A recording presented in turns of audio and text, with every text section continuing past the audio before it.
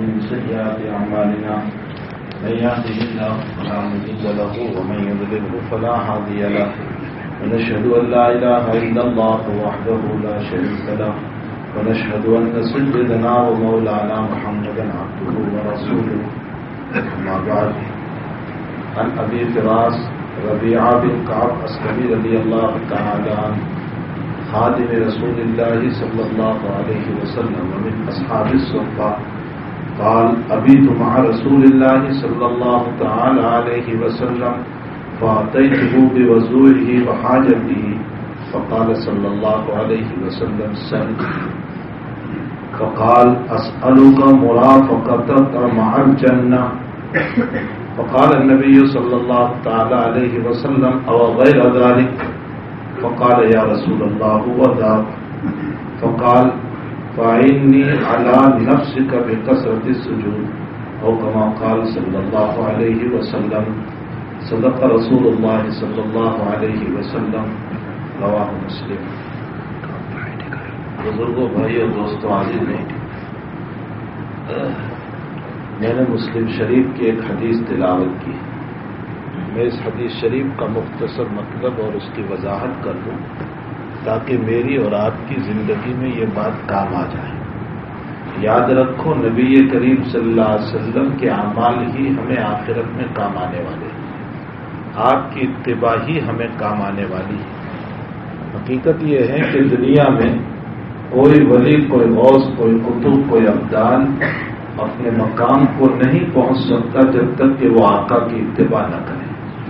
معین الدین چشتی علیہ الرحمہ اس مقام پر نہیں پہنچ سکتے اگر وہ حضور پاک صلی اللہ علیہ وسلم کی اتباع نہ کرے.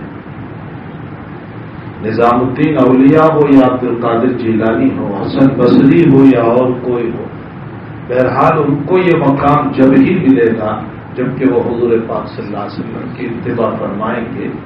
اللہ کے حبیب پاک صلی اللہ علیہ وسلم اللہ کے انتہائی پیارے، انتہائی دلارے ہیں، اور اللہ تعالیٰ نے کبھی آپ کی باتوں کی قرآن میں قسم کھائی، کبھی آپ کی ذات کی قرآن میں قسم کھائی، کبھی آپ کے ہونٹوں کا تذکرہ قرآن میں اللہ نے فرمایا، کبھی آپ کی زبان مبارک کا تذکرہ قرآن میں آپ نے فرمایا، اور کبھی اللہ تعالیٰ نے آپ کے کان کا ذکر فرمایا. بہرحال یہ وہ محبوب ہیں جن کی اداؤں کو، جن کے طریقوں کو، جن کے جسم کے اعضاء کو اللہ نے قرآن میں ذکر فرمایا. ظاہر سی بات ہے کہ ایسا مقرب اور معزز ترین نبی، ایسا پاکیزہ اور مقدس تر نبی جو اللہ کی نگاہ میں انتہائی پیارا ہے، انہی کی زندگی ہمارے لیے آئیڈیل ہے، نمونہ ہے، پیشوا ہے، رہبر ہے. انہی کے نقش قدم پر چل کر ہمارے سارے بڑے کامیاب ہوئے، اور انہی کے نقش قدم پر چل کر ہم بھی کامیاب ہو سکتے ہیں. اور اگر ان کی زندگی سے ہم ہٹیں گے، ان کی زندگی سے دور ہوں گے، تو یاد رکھو اللہ تعالیٰ اپنی نگاہوں سے ہمیں گرا دے گا، ہمیں مٹا دے گا، ہمیں ختم کر دے گا. ہماری عظمتیں ختم ہو جائے گی، ہماری محبتیں ختم ہو جائے گی. اس لیے ہمیں چاہیے کہ ہم اپنی زندگی کو حضور پاک صلی اللہ علیہ وسلم کی مبارک زندگی کے اوپر لائیں. کل جب پہلے چاند، میں ایک مثال دوں کہ کل جب پہلے چاند کا اعلان ہوا تو لوگ ایک دوسرے کو سال مبارک کہنے لگے. میں پوچھتا ہوں یہ کون سی حدیث سے ثابت ہے، کون سی سنت سے ثابت ہے؟ یہ کہاں سے لے آئے ہیں ہم کہ یہ سال مبارک کہا جاتا ہے؟ یہ غیروں کا طریقہ ہے، یہ مغربی تہذیب ہے. یہ غیر ایک دوسرے کو سال مبارک کہتے ہیں. مسلمان وہی کام کرے گا جو آقا صلی اللہ علیہ وسلم نے کیا، نہ حضرت کی زندگی میں ثابت کیا. حالانکہ آپ کی زندگی میں کئی محرم آئے، نہ صدیق کی زندگی میں ثابت صدیق کی زندگی میں محرم آئے، نہ عمر کی زندگی میں ثابت عمر کی زندگی میں 12 محرم آئے، نہ عثمان کی زندگی میں ثابت، نہ علی کی زندگی میں ثابت، نہ عبداللہ ابن زبیر کی زندگی میں ثابت، نہ کسی اور کی زندگی میں ثابت. جو کام ہمارے بڑوں نے نہیں کیا، ہمارے نبی نے نہیں کیا، وہ کام ہمیں نہیں کرنا چاہیے.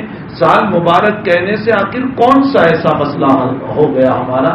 ہاں، ہم یہ ضرور کہیں گے کہ اسلامی سال کی ابتدا یہ بھی قربانیوں سے ہے، اور اسلامی سال کا اختتام یہ بھی قربانیوں پر ہے.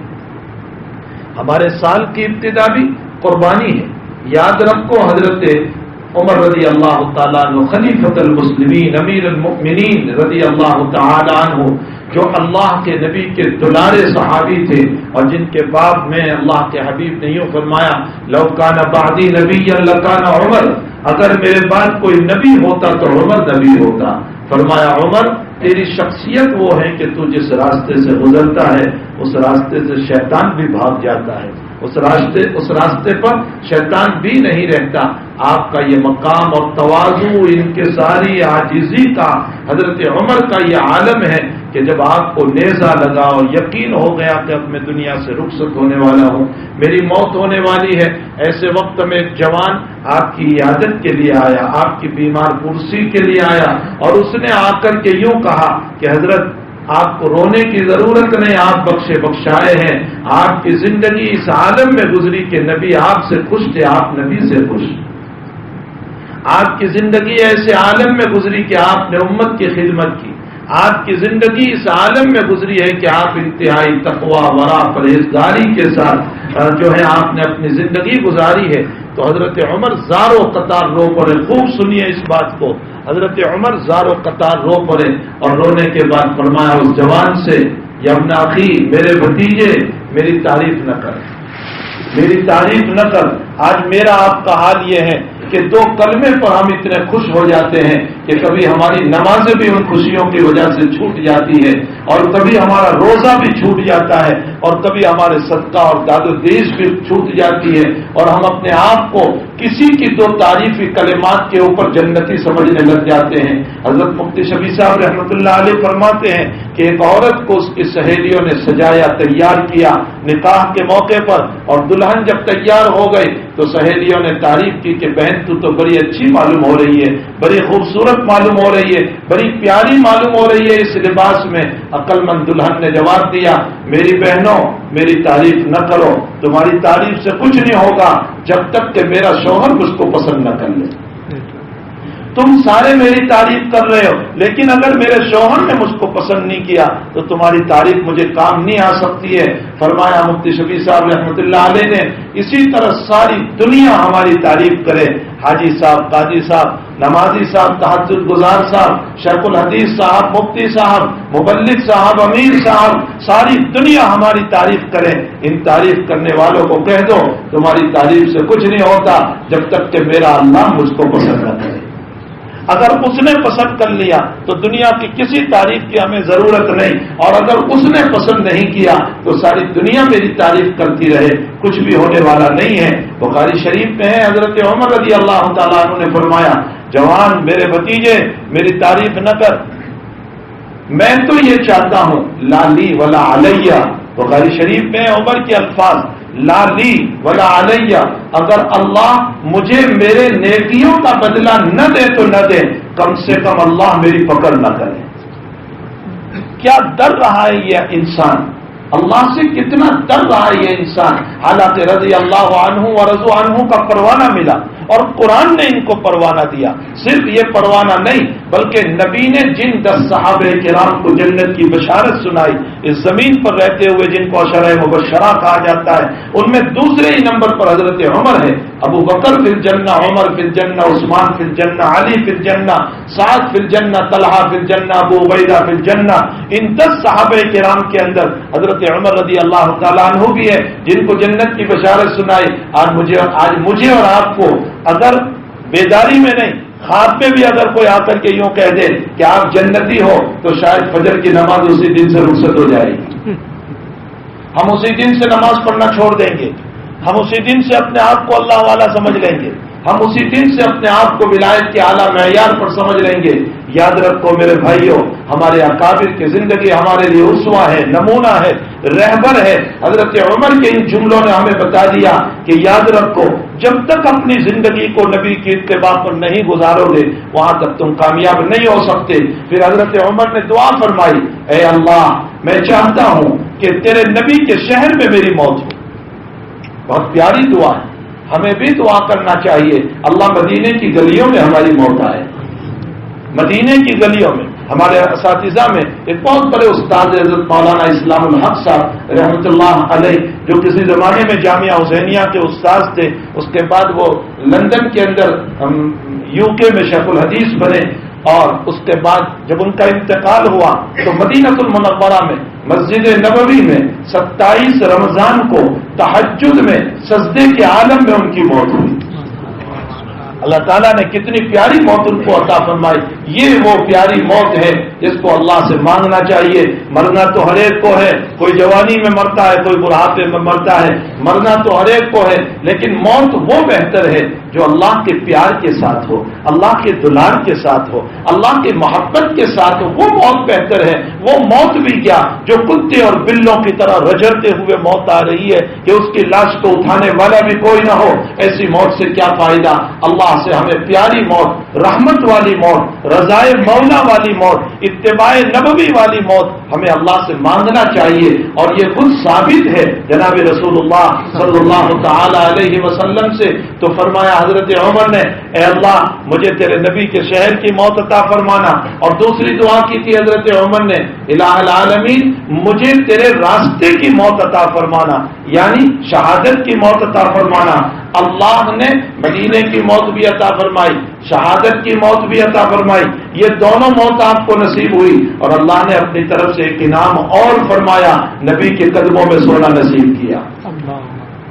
یہ اللہ تعالیٰ نے اپنی طرف سے انعام فرمایا، فیضان فرمایا، اور یہ تیسری نعمت اللہ تعالیٰ نے اپنی طرف سے عطا فرمائی۔ حضرت عمر رضی اللہ تعالیٰ عنہ کو 26 ذی الحجہ کو نیزہ لگا تھا، 26 ذی الحجہ کو۔ اس کے بعد 3-4 دن گزرے اسی عالم میں کہ کوئی چیز پیتے تھے، کھاتے تھے، لیکن وہ نکل جاتی تھی، اس لیے کہ انتڑیوں کے اندر نیزہ چلا گیا تھا۔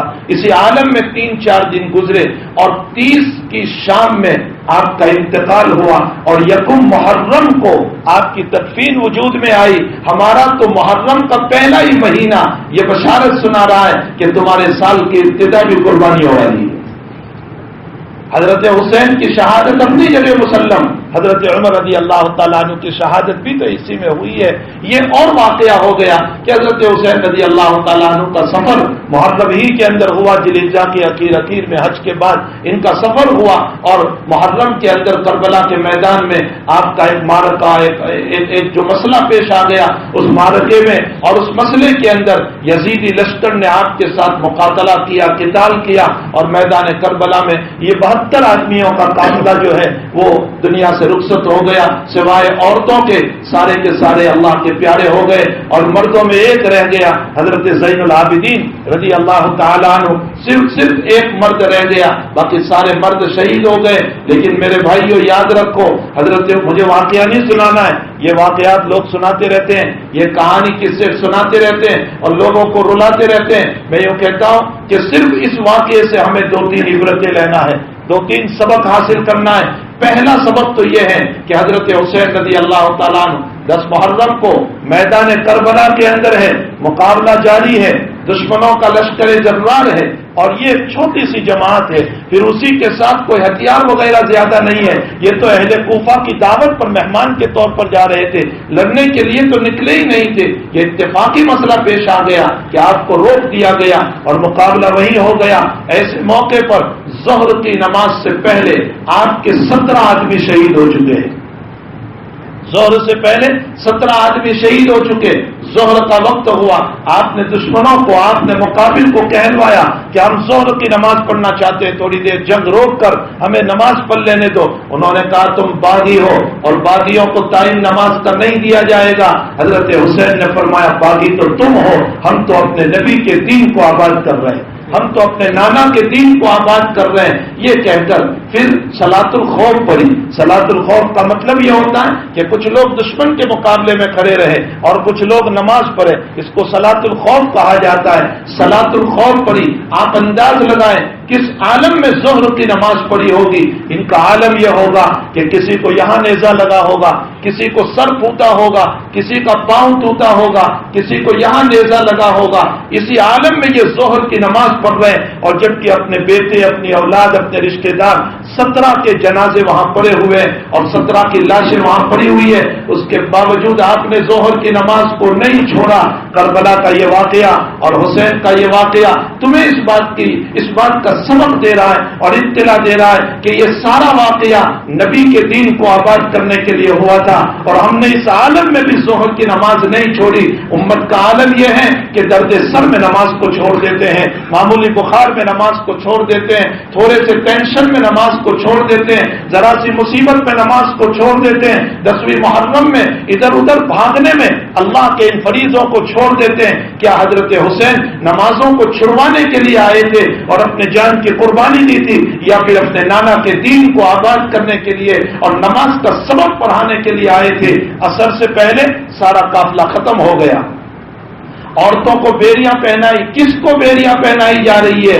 نبی کی نوازیوں کو بیریاں پہنائی جا رہی ہے، اور بیریاں پہنا کر کے سب کے سروں کو، جس پہ حسین کا سر بھی ہے، نیزوں پر اٹھایا گیا اور اٹھا کر لے کر کے چل رہے ہیں، اور زین العابدین کو بھی بیریاں پہنائی ہے اور لے کر کے آپ کو جب لے کر جا رہے ہیں، زینب رضی اللہ تعالیٰ عنہ روتے ہوئے جو اشعار پڑھ رہی ہے وہ اشعار کتابوں میں موجود ہے۔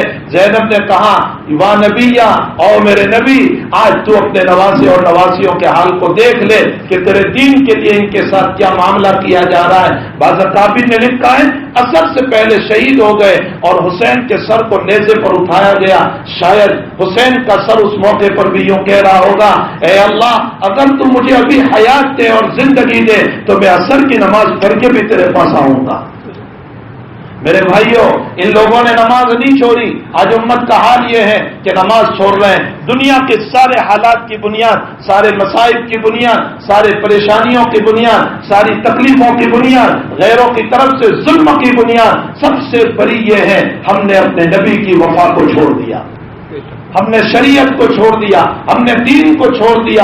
یقینی بات ہے اپنے ہو کر جب چھوڑتے ہیں تو اگر حالات آتے ہیں، پرائے ہیں، لیکن جنہوں نے محبت کا دعویٰ کیا اللہ کے ساتھ، نبی کے ساتھ محبت کا دعویٰ کیا اور پھر اس کی شریعت پر عمل نہ کریں تو حالات کا آنا اپنی جگہ مسلم ہے، لازم ہے۔ بدر کے واقعے نے ہم کو یہ بتایا، ان تصبروا وتتقوا، صبر کرو گے، تقوی اختیار کرو گے اور اللہ سے مانگنے کا نظام رکھو گے، اللہ کی مدد اترے گی۔ یہ بدر کا واقعہ قیامت تک تمہارے لیے سبق ہے۔ صبر کرو، تقوی اختیار کرو اور اللہ سے مانگو، اللہ کی مدد اترے گی۔ احد کے واقعے نے یہ بتایا کہ اگر نبی کی اتباع کو چھوڑ دو گے، جیسے نبی نے ان کو کھڑا کیا تھا پہاڑ پر، انہوں نے جگہ کو چھوڑ دی اور نبی کی خلاف ورزی کی۔ احد کے واقعے نے بتایا اگر نبی کی خلاف ورزی کرو گے تو آیا ہوا میدان اور آئے ہوئے نعمتیں اور آئی ہوئی رحمتیں اللہ تعالیٰ واپس لے لے گا۔ اور حنین کے واقعے نے یہ بتایا کہ اگر پراؤڈ کرو گے، غرور کرو گے، تکبر کرو گے، میجورٹی پر ناچو گے اور کودو گے اور اپنی ذات کے اوپر ناچو گے تو یاد رکھو اللہ دیے ہوئے میدان کو بھی واپس لے لے گا۔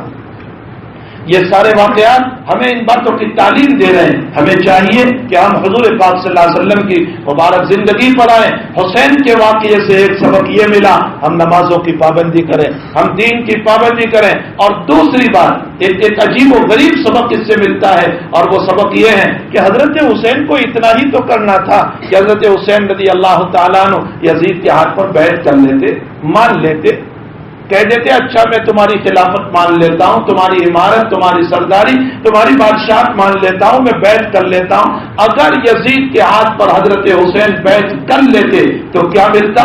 عہدہ ملتا، دولت ملتی، اور نہ معلوم یزید کن کن چیزوں سے نواز دیتا۔ تو کیا دنیا ان کو کڑوی لگی تھی؟ کیوں بیعت نہیں کی؟ کیوں نہیں کی بیعت؟ کیوں دنیا کو ٹھکرا دیا؟ کیوں عہدوں کو ٹھکرا دیا؟ اس لیے کہ حضرت علی کی نصیحت تھی۔ حضرت علی نے اپنے بیٹوں کو نصیحت کی تھی، میرے بیٹوں جب دین اور دنیا آمنے سامنے آ جائیں، ایک طرف دین بھی ہے ایک طرف دنیا بھی ہے، تو ایسے موقع پر یاد رکھنا اگر تمہارے دنیا لینے کی وجہ سے دین بگڑ رہا ہو تو دنیا چھوڑ دینا، دین کو اختیار کر لینا۔ دنیا چھوڑ دینا، دین کو اختیار کر لینا. حضرت حسین کے سامنے یہ بات کی، اگر میں اس کے ہاتھ پر بیعت کرتا ہوں تو نتیجہ یہ نکلے گا کہ دین برباد ہو جائے گا میرے نبی کا، اور لوگ یہ کہیں گے کہ لو نانا کے دین کو بیچنے والا ہو گیا. اس لیے حضرت حسین رضی اللہ تعالیٰ عنہ نے حضرت علی کی نصیحت پر عمل کرتے ہوئے، حضرت علی کی نصیحت پر عمل کرتے ہوئے، اپنے باپ کی نصیحت پر عمل کرتے ہوئے دین کو اختیار کیا اور دنیا کو چھوڑ دیا. ہمیں بھی اس بات کا سبق دیا گیا کہ اگر دین اور دنیا دونوں آپس میں ٹکرا جائیں تو دنیا کو اختیار، دین کو اختیار کرنا اور دنیا کو چھوڑ دینا.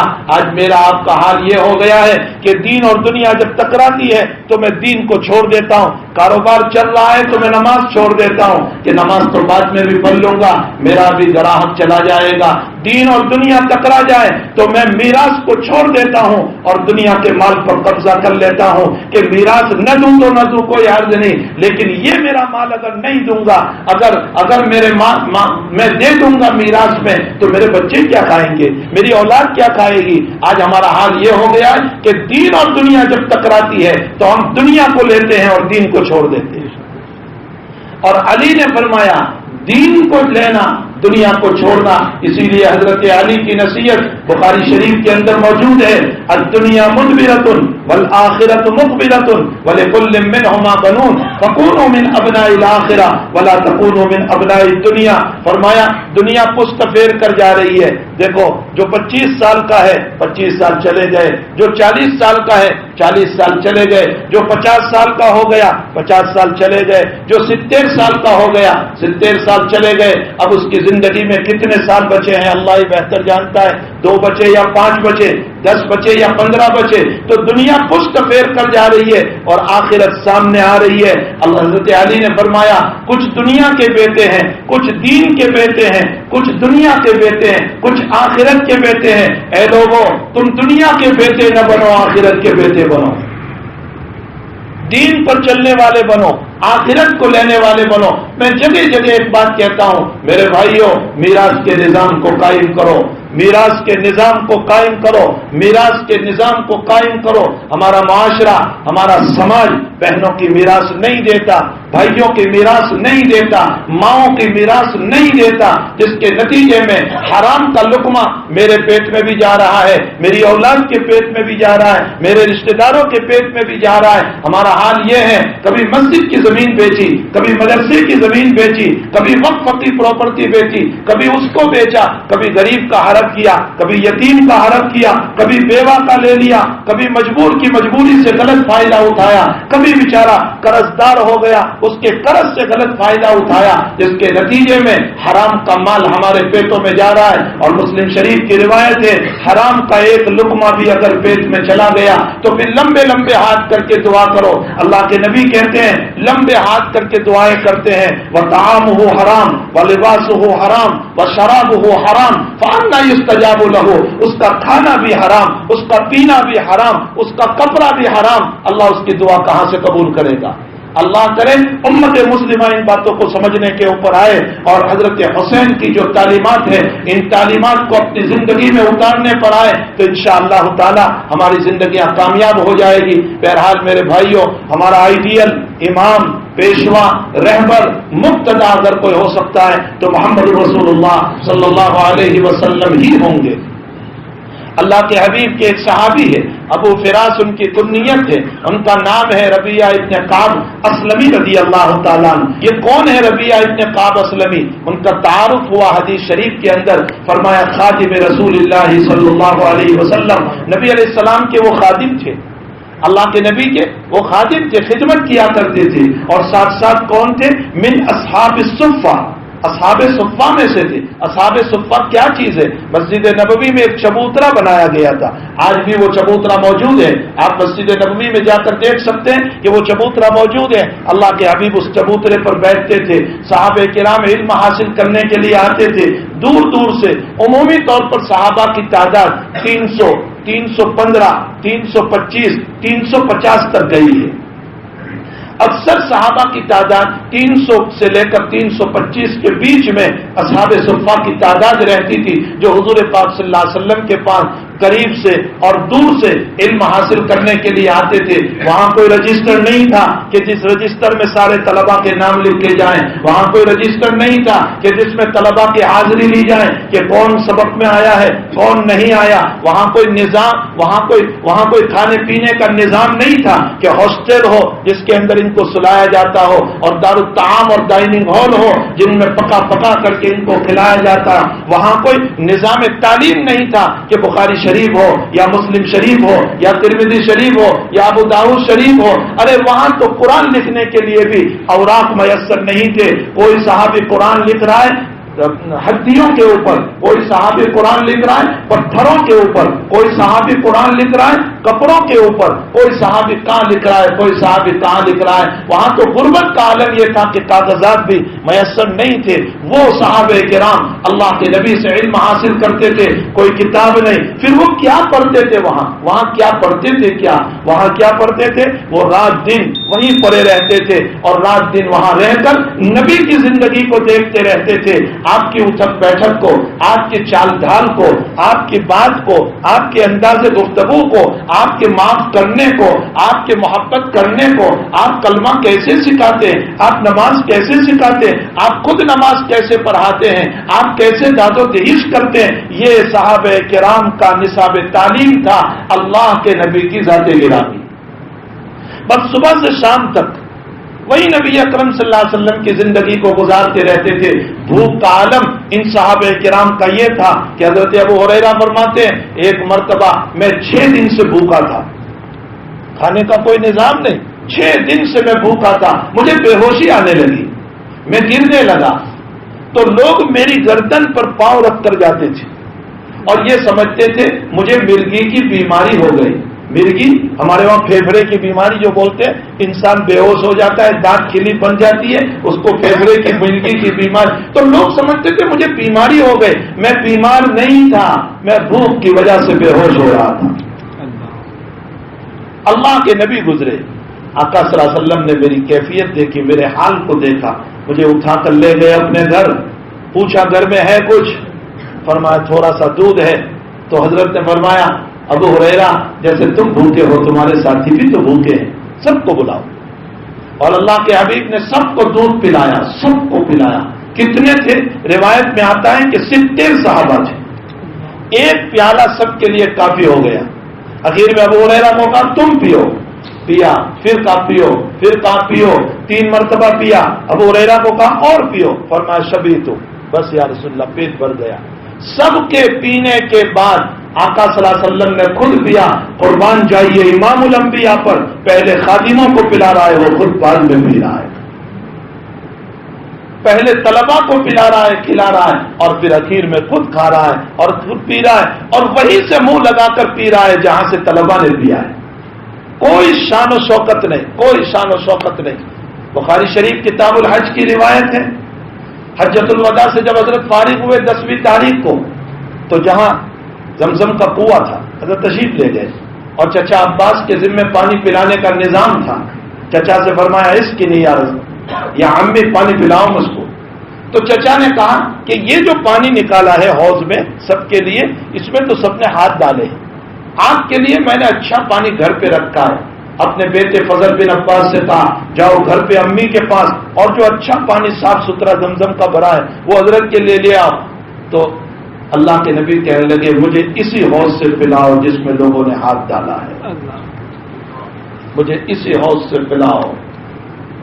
آج میں نے 2 حدیثوں کو پڑھ کر اپنی شان شروع کر دی. آج میں عالم کیا بنا کہ میں اپنی شان اور فوقیت, مجھ سے بڑا کوئی نہیں. نہیں میرے بھائیو, اللہ ہی بہتر جانتا ہے کہ کون بڑا. ان اکرمکم عند اللہ اتقاکم, متقی کون ہے وہ تو اللہ ہی جانتا ہے, تقوی والا کون ہے وہ تو اللہ ہی جانتا ہے.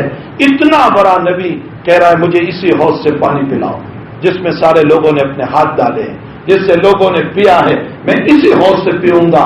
صریح بخاری میں روایت ہے حضرت نے اسی حوض سے پانی پیا اور گھر سے جو پانی آیا اس کو نہیں پیا, اور فرمایا میری امت جہاں سے پیے گی وہاں سے محمد پیے گا صلی اللہ علیہ وسلم. یہ حضور پاک صلی اللہ علیہ وسلم کے اخلاق ہے, یہ آپ کی مبارک زندگی ہے.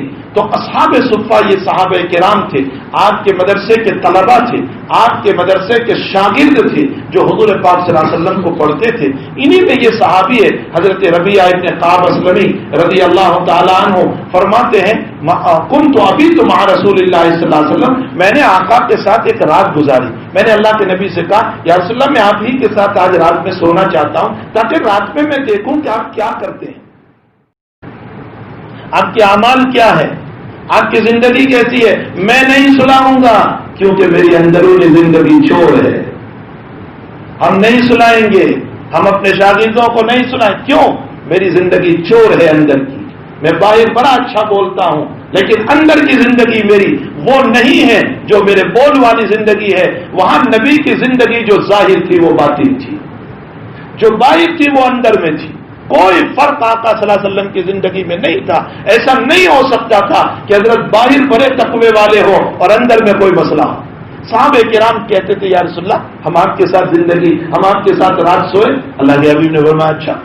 جب حضرت رات میں اٹھے تو حضرت ربیعہ رضی اللہ تعالیٰ عنہ فرماتے ہیں کہ فَأَتَيْتُهُ بِوَضُوئِهِ وَحَاجَتِهِ، میں اللہ کے نبی کے لیے وضو کا پانی لایا، وہ حاجتی اور جو ضرورت تھی اور جو ضرورت کی چیز مسواک وغیرہ جو تھا اس کو میں نے نبی علیہ السلام کے لیے حاضر کیا، یعنی میں نے حضرت کی خدمت فرمائی.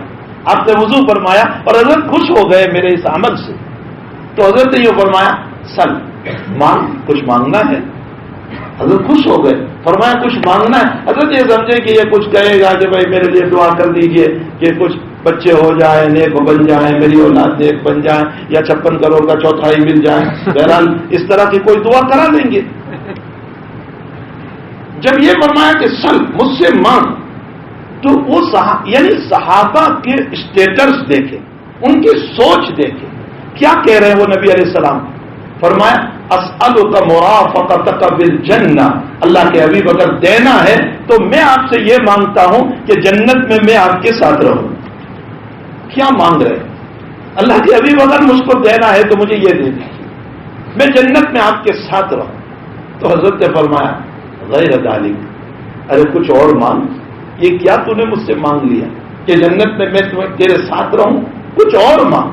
تو حضرت ربیعہ فرماتے یا رسول اللہ ہوا ذات، نہیں اگر دینا ہو تو مجھے یہی دیجیے، میں جنت میں آپ کے ساتھ رہنا چاہتا ہوں.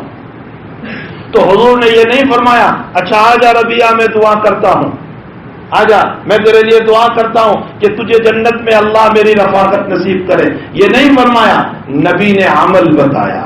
نبی نے فرمایا فَأَعِنِّي عَلَى نَفْسِكَ بِكَثْرَةِ السُّجُودِ، فرمایا اگر میرے ساتھ رہنا چاہتا ہے تو پھر تو تیری ذات کے ذریعے سے میری مدد کر، خوب سجدے کر کے، یعنی خوب نمازیں پڑھ کے، فرائض بھی پڑھ، نوافل بھی پڑھ، خوب سجدے کر، خوب نمازیں پڑھ.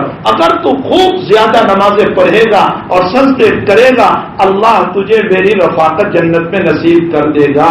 حضور پاک صلی اللہ علیہ وسلم نے یہ نہیں فرمایا میں دعا کر دوں تو جنتی بن جائے. میرے بھائیوں صرف دعاؤں سے جنتی نہیں بنتے، اعمال سے جنتی بنتے ہیں.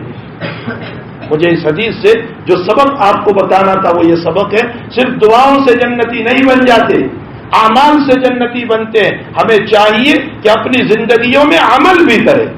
آج ہمارا حال یہ ہوا بزرگوں کے پاس جاتے دعا کیجیے دعا کیجیے دعا کیجیے. ارے بھائی دعائیں اپنی جگہ ہو رہی ہے، اس میں کوئی شک نہیں کہ دعائیں اپنی جگہ ہیں. اگر تقدیر کو کوئی چیز بدل سکتی ہے تو دعا بدل سکتی ہے. اب دعا مخ العبادہ، دعا بہت بڑی چیز ہے، لیکن دعا کے ساتھ دوا کی بھی تو ضرورت ہے، عمل کی بھی تو ضرورت ہے، اللہ کی رضا والے اعمال کی بھی تو ضرورت ہے. آخر نبی سے بڑھ کر مستجاب الدعوات کون ہو سکتا ہے؟ آپ یوں کہتے تھے کہ اچھا آؤ میں تیرے لیے دعا کر دیتا ہوں تو میرے ساتھ جنت میں رہے. دعا نہیں فرمائی، فرمایا فَإِنِّي عَلَى نَفْسِكَ بِكَثْرَةِ السُّجُودِ، اگر تو میرے ساتھ جنت میں رہنا چاہتا ہے تو تو میری مدد کر بہت زیادہ سجدوں کے ذریعے سے. اس سے ایک سبق یہ بھی معلوم ہوا دعاؤں سے صرف کام نہیں چلتا، اعمال کرنے ہوں گے. اس سے یہ بھی معلوم ہوا میرے بھائیوں کہ یاد رکھو نماز کے ذریعے سے اللہ تعالی ہمیں نبی کی رفاقت نصیب فرمائے.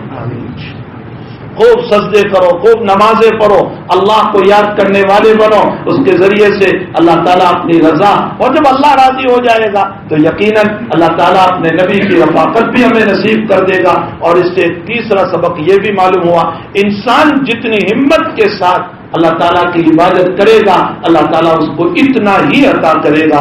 اللہ جل شانہ ہم تمام کو اس حدیث شریف کے تقاضے پر عمل کی توفیق عطا فرمائے۔ وصلی اللہ علی النبی الکریم برحمتک یا ارحم الراحمین۔